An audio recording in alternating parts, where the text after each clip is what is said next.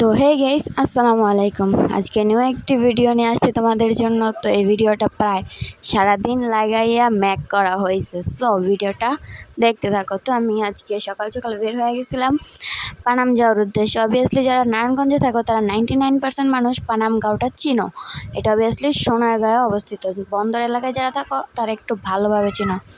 তো এটা আমরা বলতে পারো নারায়ণগঞ্জের মানুষই বেশি চিনবে। অটো রিজার্ভ নিয়ে আমরা চলে আসছি পানামে। তো এখানে টিকিট নিয়ে আমরা ঢুকে পড়ছিলাম। ভাই এখানে ঢুকার পরে তেমন কিছুই চোখে পড়তেছে না। প্রায় অনেকক্ষণ যাবত হাঁটাহাঁটি করার পরে আমরা এই জিনিসটা আমাদের চোখে পড়ে। সো এখানে আমি নর্মালি কিছু একটু আনকমন টাইপসের কিছু চোখে পড়ে, যেগুলো আমি আমার লাইফে এই ফার্স্ট টাইম দেখছি।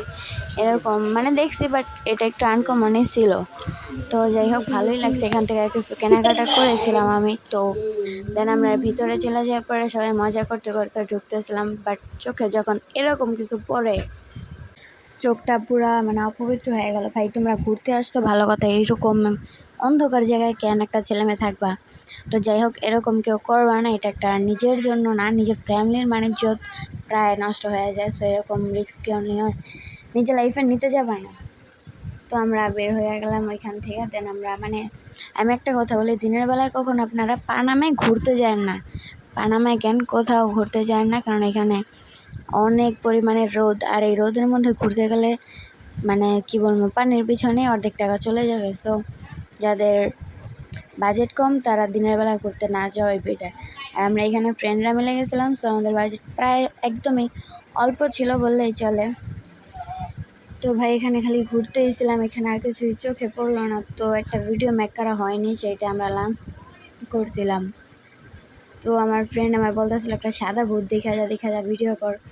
তো নিয়ে যাওয়ার পরে যখন দেখলাম, ভাই এই যে আপুটা ইনি পুরো মেকআপ দিয়ে সাদা হয়ে আসতে বাসার থেকে। এই রোদ্রের মধ্যে ওনার মেকআপটা আরও প্রায় উজ্জ্বল হয়ে আসছিল, লাইটের ওপরে লাইট ছিল। যাই হোক,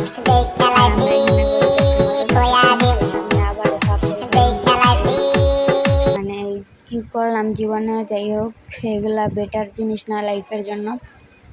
সিঙ্গেল লাইফটাই বেটার লাইফ। আর সবচেয়ে বড় কথা হলো ঘুরবা ফিরবা খাওয়া, বাট এইসব রিলেশন ঠিক আছে।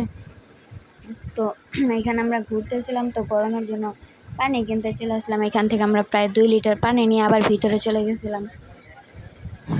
দেন টাকা দিয়ে আমরা আবার ভিতরে চলে যাচ্ছি। আমাদের এলাকার দিকে পানির দাম 40 টাকা করে 80 টাকা, বাট এখানে আমার পানির দাম লেগেছিল 85 টাকা, 5 টাকা একটু বেশি নিয়েছিল। তো যাই হোক, দেন এখান থেকে ভিতরে চলে আসলাম।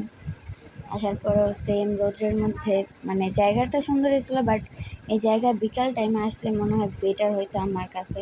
বিকালে আসলে সময়টা মনের মতো করে কাটানো যেতে, বাট সকালবেলা আসার কারণে রোদ্রের তাপে দাঁড়ানোর মতো জায়গাতেও পয়সা থাকতে হয়েছে, কি বলবো। যাই হোক, এখানে একটা দোকানের মধ্যে আমরা ঢুকছিলাম। তো এখানে রোদ্রের কারণে আঙ্কেলের দোকানে যা সবাই বসে আসছিলাম।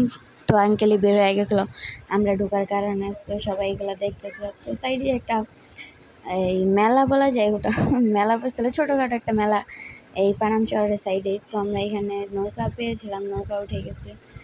দেন আমরা 4 জন বসেছিলাম এখানে। দেন এই খাবারটা খুব কম মানুষ হয়তো বা চিনো, আমার যতটুকু গেস করলাম এই খাবারটা খুব কম মানুষই চিনে, বা হয়তো বা আমি মনে করি অনেকে এটা টেস্টও করা হয় না এখনও। তো যাই হোক, টেস্ট করে দেখার দরকার নেই, কারণ এই খাবারটা একদমই ভালো হবে না। এটা নর্মালি একটা অ্যাসিড দিয়ে তৈরি করা, স্মোক বিস্কুট এরকম নামের, খেলে ধোয়া বের হয়।